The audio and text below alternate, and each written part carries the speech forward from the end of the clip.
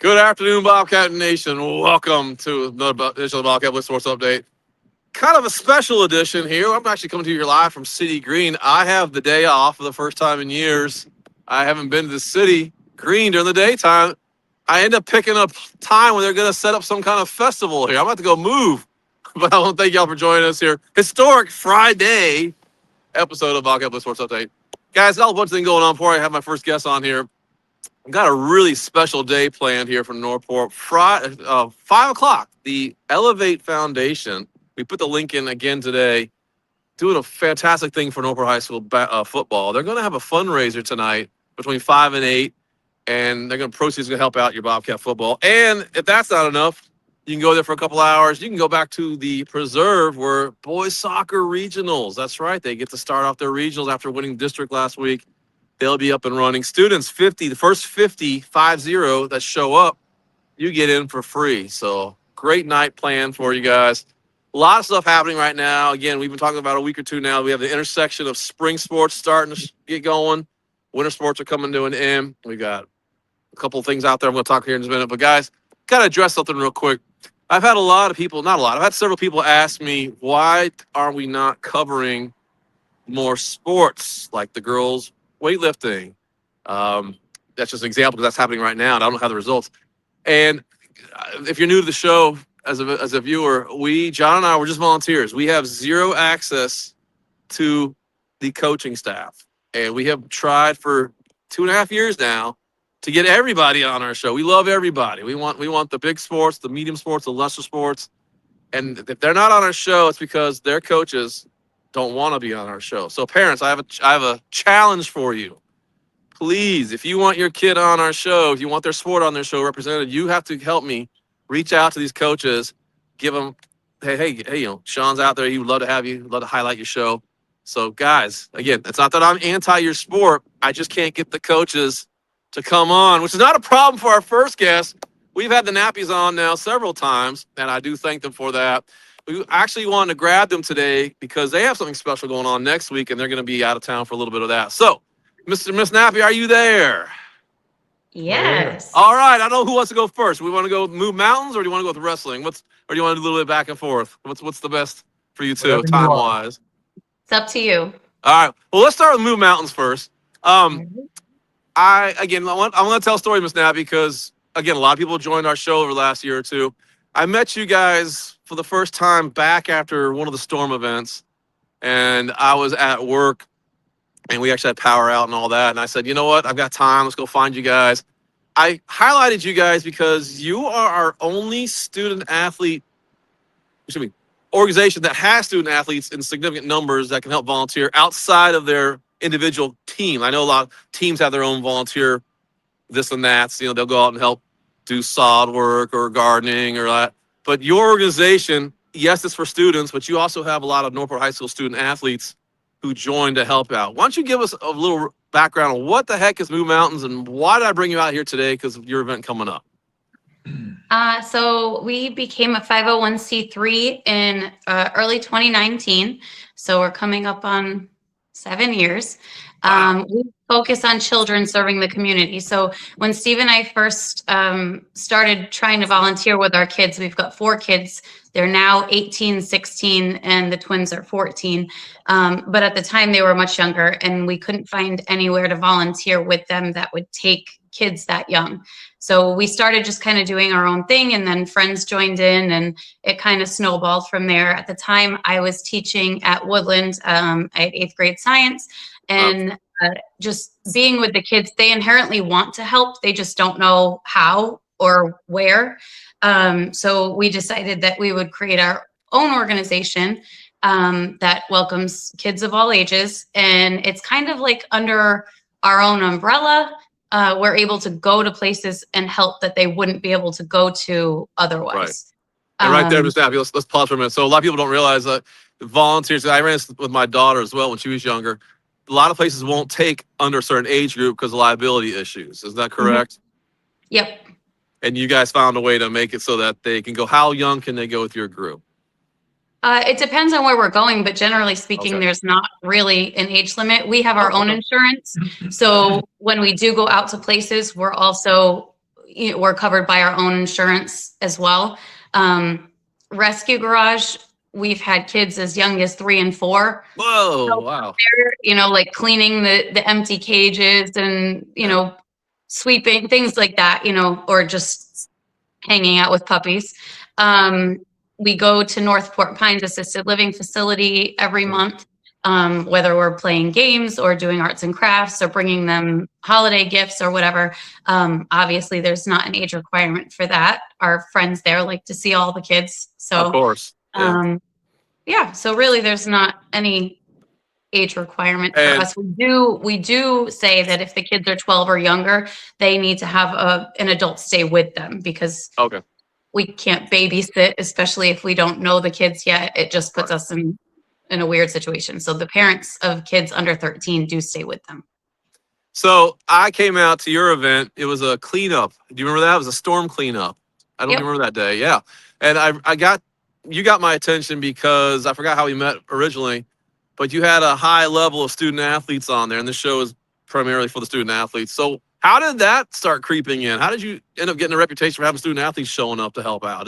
Was that part of your boys brought them in, or they just needed some hours? Yeah, when we started, all my kids were middle school and elementary school, but we created clubs at the schools. So before COVID, we had clubs at all of the schools with the exception of Glen Ellen. So we were at all the Northport schools. COVID messed that up for a couple of years. And then by that point, I was back to my other full-time job. So that got a little bit difficult. We were at Woodland up until last year, and then the staff member that assisted us with that is no longer there. Yeah, basically we were at all the schools. And then once Austin, he's now a freshman at USF, once he was in high school, started wrestling, he had buddies that were playing baseball. We had kids that we knew that were swimming, and it just kind of went from there. Sure. I love it. The cheerleaders have come out quite a few times to help at Rescue Garage. Excellent. And I was going to say, these hours, obviously you got to wait till your high school to count for the 100 hours for Bright Futures, I'm assuming. Yep. Excellent. So, and not that we want kids not to wait till then to start, but that's fantastic. So I brought you on here because you got a lot going on. Your board is getting huge. You got conferences all the time. What do you have going on next week? I really want to hype that today. So this weekend we actually have a bag lunch event where we make bags. The kids will make sandwiches and they decorate bags. We pack them up with snacks and stuff, and we bring those to Jesus Loves You Ministries in Port Charlotte, and then they bring them out to the campers themselves. So we have that on Saturday. Next Sunday we have a fundraiser. So it's a quarter auction. And we will be at the VFW in Northport, over on Trot Circle. And doors open at 3:30. The event starts at 4:30. It'll probably run until about 6:30-ish. Children are welcome at that venue to volunteer, even though it's gambling. But because it's for a nonprofit, it's a little bit different situation. Oh, I love it. So they'll be there, and they go through, collect the quarters. They also serve dinner. So the VFW cooks, they do all kinds of stuff. And then the kids will deliver the plates to the people, from the kitchen to the tables. So parents, any adults out there that are watching, if you guys want to come out and support us, it's a fun night. Lots of prizes, and you're literally betting with quarters. So it's not super expensive, but the prizes are great. So if you want to come out and support, we will be there. Now, Ms. Nappy, last year for Project Graduation, I went to their quarter auction. I've never been to one before. Oh my gosh, those things are great. I can't believe I've never been to one before. I'm actually going to try to get out to yours on next Sunday if I'm in town. So people, if you've never done it before, you basically you have to you get like a little paddle. It's got a number on it. Oh yeah, not the one where they have the numbers on it, and you put a quarter in, and they draw your number. You're the winner. Yep. So that's what I had. I had 2 paddles. I brought like a roll of quarters. Yep. And they had like 10, 20 gift baskets. Who knows how many there were? There's a ton of them out there. And I didn't win anything that night, but the money went to Project Graduation. I was happy for that. Hey, yo, I think the one time I didn't play both paddles is when I lost. Of course, that's the one I lost. I'm like, oh, so that's the way. So yeah, be careful. If you get more than one paddle, don't not play them all because that's the one you'll lose. So make sure you come out there. So that's fantastic. Now this fundraiser, VFW, excellent site that's out in the Estates area, if I remember correctly. Tropicare. No. No. No. Where am I thinking This one is it's Trot Circle, so it's off Off of like 41 down by. Oh yeah. Okay, gotcha. I know what you're talking about. My bad. So we'll definitely post that on there. And how important fundraiser wise is this for you guys? Is this like your major fundraiser for the year? What does something like this go to for your organization? So we generally do 2 quarter auctions a year. Okay. One is hosted in Port Charlotte, and then the other, Rescue Garage actually hosts the quarter auctions at the VFW. Oh, And good. they pull in different nonprofits that they work with throughout the year and allow us to have, Excellent. have that event, which is really cool. So most of the time, the fundraising from the quarter auctions goes to Project Ray, which is our most costly project. We have a bunch of families that are pre-registered. The only stipulation is someone in the home is battling cancer and there have to be children in the home. So they pick up meals from us every month, meals, groceries, that kind of stuff. Christmas, we do Christmas for the kids. We get all the stuff on their wish list and things like that. So that tends to be our most costly event each month. So most of the fundraising goes to that right now. So it sounds to me like you have a lot of opportunities for these kids. They're not just doing one thing all year long. You are constantly up and running and all that. What do you say to these kids who come out and it's like, hey guys, you're part of a really fantastic organization here. Go out, recruit, go tell your friends. How do they pick up on as a kid? I mean, I know they need the hours for Bright Futures, but what are they telling you they're getting out of all of this? So some of the kids actually need hours too for different sports, especially like the martial arts and stuff. They're I don't know what it would be called, but the people that are in charge of those things often require hours for the kids. So we've seen stuff like that. NJHS for middle school kids, they require hours. So it's not just the high school kids that need hours. Oh, good. It ends up kind of being middle school and up. The big thing with us is there's no commitment. I don't ever want it to be like, all right, well, I said I was going to be there every Tuesday, so I have to, I don't want anyone to feel that way. They should be coming out because they want to give and not feel like it's forced. So there's never any commitment. We always try to do different things, like you said, so it doesn't get stagnant. Right. We look to our board and our youth volunteers to come up with ideas. A lot of time they'll kind of see a need and, will come to me and see, like, can we fill that? But we purposely schedule things on different days of the week so that if you're in a certain sport or church events or whatever it is, you're not excluded from volunteering based on, your schedule. So we try to be super flexible. And a lot of the times the kids come out and they start young and they're doing it just because. And quite honestly, out of all the kids we have, there's really only a handful that actually have me sign hours for them. A lot of these kids have already done the hours. That's right. That's what happens. They're way over the hours that they need. Yep. We have kids that have 400 or 500 hours and they're freshmen in high school.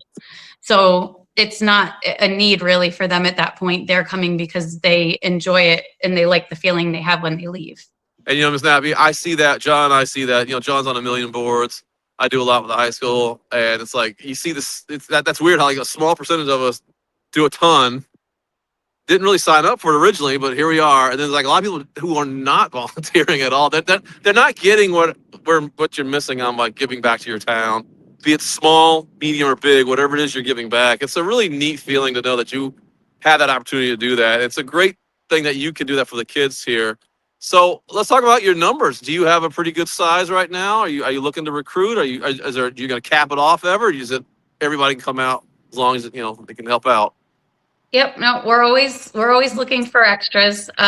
Looking back over the past 7 years, we've had, especially because of the clubs that we had at the schools, we've had close to 1,000 different kids volunteer with us. Whoa.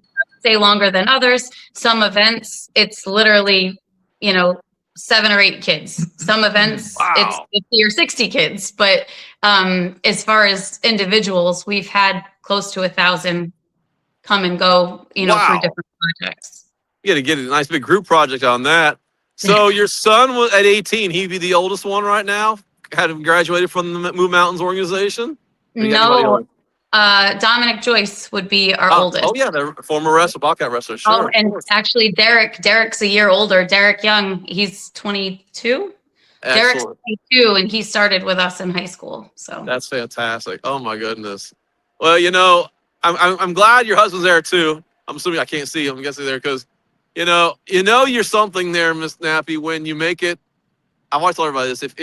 If you ever get a photograph by Miss Monica Maya Photography, you made it in town. And not only that, but she put you on the cover of Northport Living, Family of the Year. I don't know. Oh my goodness. How was that experience for you two? Or your whole family, not just you two, the kids as well. well, we're used to Monica because she's done our family photography Yeah. since the girls were Sure. like 3. Yeah. But yeah, no, that was cool. And Christina Judd, she wrote the article, and she was really nice to work with, super easy. Like, she sent the questions, we sent them back, and then kind of went back and forth. We were traveling for work at the time, so we were a little less flexible, but she Yeah. worked with us, and everything turned out well. That's fantastic. I was kidding with Monica not too long ago. I was at a assisted living facility, and there was a picture of Northport Living, and I'm like, there was her name. Like, oh my gosh, I know who that person is. It was like she told me she's been doing it. I had no idea. So congratulations on that one. That's pretty cool. So now you two are together right now on the same picture there, and I want everybody to know there's a small amount of Northport families that just go above and beyond what their roles individually are. Synergistically wise, you guys do a lot more than just assistant coach or team mom. And I can't help but segue into wrestling here because Mrs. Nappy, even though you're not an official coach, you are the team mom, I'm guessing, and you are like a logistics coach for this team. So I'm going to throw you on this as well. He's what? She's a team enforcer. There you go. There you go. You got the knuckles there. You got the knuckles. No, you probably just have to get the look. You probably just give him the look. I bet she just has to give him a look, and that's all it is. So, Coach Nappy, how you doing today? I'm doing well, thank you. So you might have heard earlier, I was talking about how we're coming to the end of our winter sports, and wrestling, of course, we know has had a very proud tradition of districts, regionals, and states for many, many, many of the 25 years here. Give us an update on what's going on, if there's something going on this weekend. I know it's getting close to that time of the year for you guys to really ramp up to go to regionals. Right now, full-blown training. Next weekend is girls districts at Booker. That's Friday. From there, the following week, we've got district boys over at Sarasota High. And then the girls regionals Saturday at North Fort Myers. And then the following week will be regionals up at Armwood. I feel very good about both. I think our girls are going to make it to regionals. We have several boys that should definitely make it to regionals, and then we'll see who makes the cut for states. But states will be the 5th through the 7th. So you're going to go into March then? Okay, gotcha. Yep. All right. So I haven't talked to you in a while. We were originally going to do this show at Northport High School because I wanted to show the youth, but we'll get to the youth in a few weeks there. When we start wrapping up the varsity, we'll go into the youth divisions. So last time I talked to you was, I think, December-ish. Is before the January events and all that. What have you seen since then in terms of any standout performances? Anybody you're surprised the most improved or anything like that you're seeing so far? I've seen such progress. I mean, some of our younger guys that came in kind of from like a JV into that varsity role, I'm seeing that progress every week. Some of the guys that were varsity are stepping up into a higher level of varsity, getting bigger wins. Some of our elite guys are beating the elite guys throughout the state, beating number ones in other classes. So we're seeing it in all different levels. The girls fighting every week and, getting their names known, and same thing, beating ranked opponents where some of them aren't ranked. So seeing really good stuff with the program right now. Now, I do want to bring this up one time, and I'm not going to make you uncomfortable here. your juniors, sophomores, and freshmen, they learned about Coach Williams moving on to Welland Park. Yep. How have they handled that transition, knowing that it won't be the same coaching staff next year, or maybe it's the same? I don't know how they handled that news. I think like anything else, there was a little uncertainty there, but we've reassured them. At worst, they get me. So I will be there next year. Coach V's coming back. Yep. And, we're going to keep going exactly where we're going. So Nappies will be there, and we're going to keep rocking. Coach I think that's been a great addition this year. He's really logistical type. He's kind of on top of things, and he keeps notes, and, he meets with me and he's like, all right, what are we doing with this, or how are we going to do this next year, which has really been a help to me, because the guys are handling the coaching, but in reality, like, we have to work with the scheduling and getting hotel rooms and figuring out, there's just a lot of the backgrounds of the fundraising and things that go into that. And this is one of the first times that I've had a strong assistant coach to work with that's like really driven and into that stuff. He's a guidance counselor. So, okay. he's also, he works at North Port High. He's also very good with the kids. Everybody feels like, my Ella will say, anytime like I lose or I feel kind of bummed, I just look at Coach B and his smile just makes me feel so much better. That's awesome. So he's been a really welcomed addition. So we're glad that, he plans on hanging on at least as long as we're there for the next few years. But I think he's got like 6 years. Well, let's bring that up for a minute. You talk about fundraising. I don't know if you heard the show or not. The Northport boosters, athletic boosters, is a big flux right now. They've got a lot of changes going on as well. And I don't know how much you guys have to fundraise on your own. How do you talked about hotels. People don't not realize that you guys have other tournaments as well that are out of town.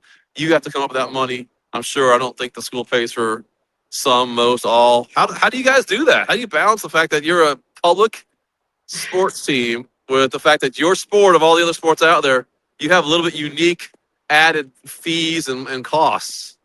We definitely have one of the more expensive sports. Our equipment is fairly inexpensive, but like on a regular weekend, if we travel and it's further than, it's like a couple hours or more. Our first tournament was at the Villages in Ocala area. So that was like 3 hours and change. Yep. We have to do overnights because we compete on Friday and then we still compete Saturday. So most of the time the kids are leaving school on Friday by noon, if not earlier. They compete all day up until like 10 o'clock at night. And then they're ready to roll the next morning at like 7 o'clock in the morning. So a weekend away for us between the fees, it's usually like $500 for the boys team to compete, $350 for the girls.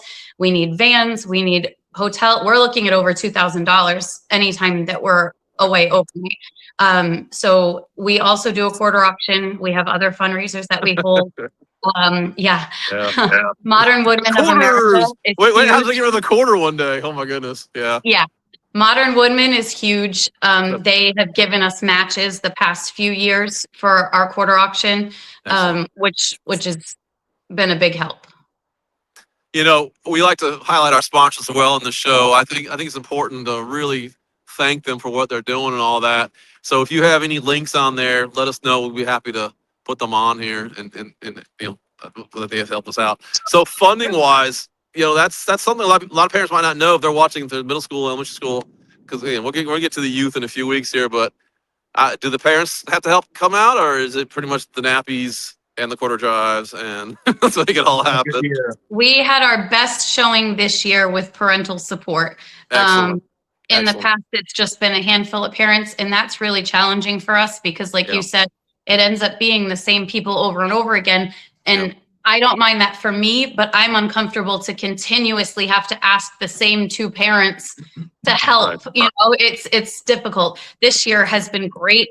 The girl parents really stepped up. The JV parents really stepped up. They showed up at the events. They donated for concession. That's another thing. We do throw a couple of tournaments, and that's a huge moneymaker for us as well. And with the parents donating the things for concession and hospitality.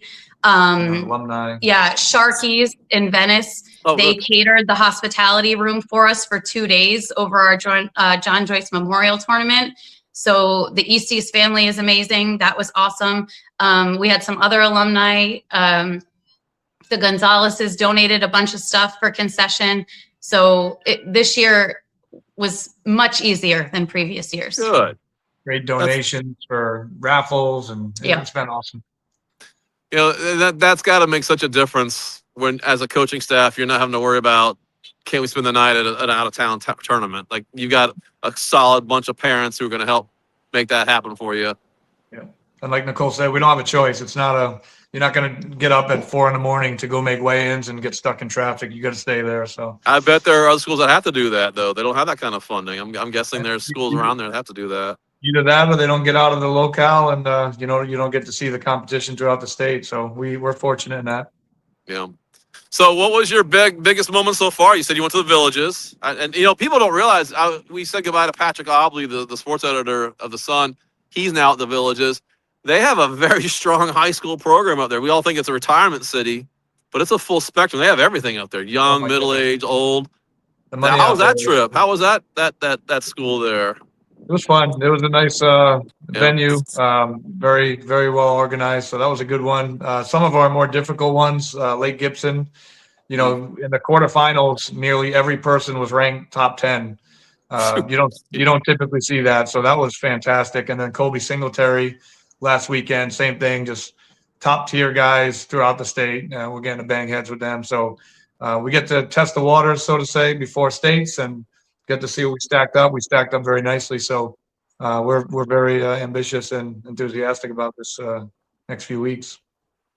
It's interesting because of all the sports out there in high school sports, you guys don't really follow like a traditional home and aways like basketball and baseball would have against traditional schools. You have a different format with dual meets and tournaments, and that counts as a varsity event. It's interesting how that works, and I still don't know the equation on it. How does someone build up to get into districts and regionals or districts? Everybody, your team gets a roster or a spot for each wrestler. So 14 spots.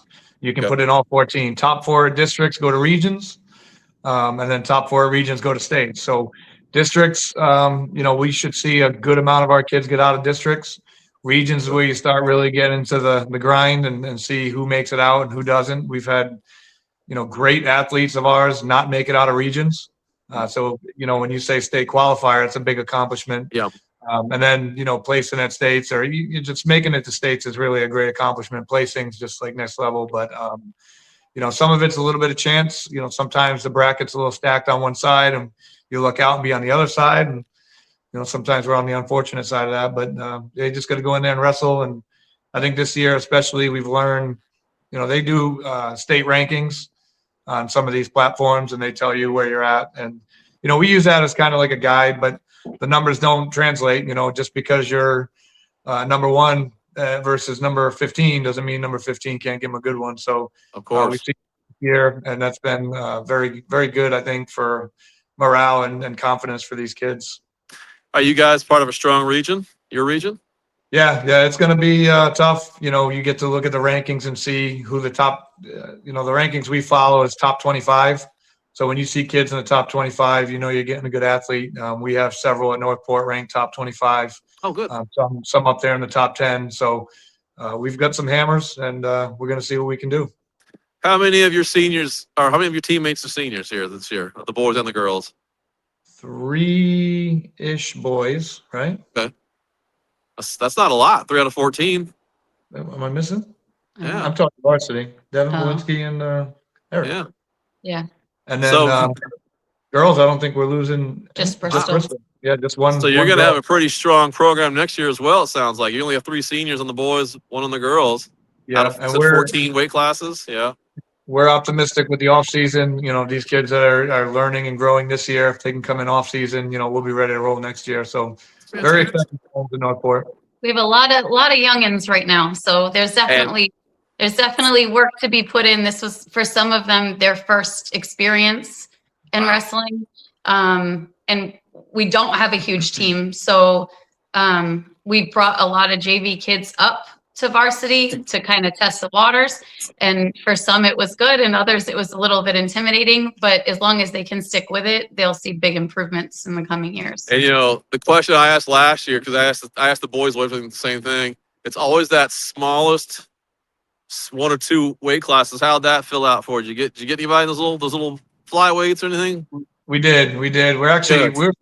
we've got a real tough lower class. Like a lot of them are a little newer, but they are Yeah. tough as nails. So you give them one more year and they're going to be competing at this high level. So I'm very That's excited about awesome.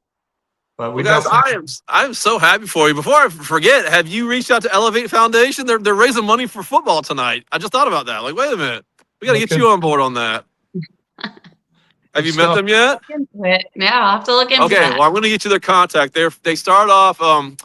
They helped baseball out last year. One of their family members on the baseball team, and then they are branching out a little bit. They're fantastic. They're not too far from here, and they run these monthly events where they turn into fundraisers, and they give I don't know how much they give back to whatever the organization, but yeah, tonight's football. They're trying to get basketball next month. So yeah, I'll definitely get you in contact with them so they can help you out. You got a great program. You know, roughly how many would you say are in your combined girls, boys, JV, varsity? How many roughly would you say you have in your program? close to 40. Yeah, about 40 So kids. there you go. That's a major sport now. That's not a tiny little. That's not like that's a pretty big deal. No, and then some excitement yesterday from Spin. Saw a lot of the Woodland Middle wrestlers coming in, signing up for wrestling and also swim. But very excited about that. So we get to see those kids again. That's awesome. Well, Ms. Abby, Coach Abby, we're gonna come out. Like I said, we'll wait a few more weeks. We'll come and see the youth side, the middle school and all that. So, I'd like to see you guys when the season's over. Give you a wrap up at the end there and see how things are going. You can give us a quick little synopsis of how everybody did, the state, the regionals and all that. So, any parting questions you want to say before you go on to district states, regional states there? No, we got our fingers crossed. I think we're going to be having some good news. I really hope so. But they could go either way. I mean, like I said, we beat very highly ranked kids, but they're close matches. So it may not go in our favor next, but we look pretty good. All right. Well, Coach Nappy, boys wrestling, Mrs. Nappy, Move Mountains. Both organizations work hand in hand quite a bit. And whether you like it or not, if you're a wrestling parent, you're going to be an assistant coach. Now we know you're an enforcer. So congratulations again on everything this season. And, Mr. Nappy, if you're a coach next year, that's fantastic. We got a great interviewer waiting to go. So I appreciate this. So, guys, thank you so much today. Don't forget, tonight, you got couple more hours. The link is there. It's 5:00. They start. It's going to be the big Elevate Foundation fundraiser for Northport High School's football. And then bundle up. Come on out to the preserve. Tonight, I want to say it's 7:00 kickoff. I got to look again. Boys regional.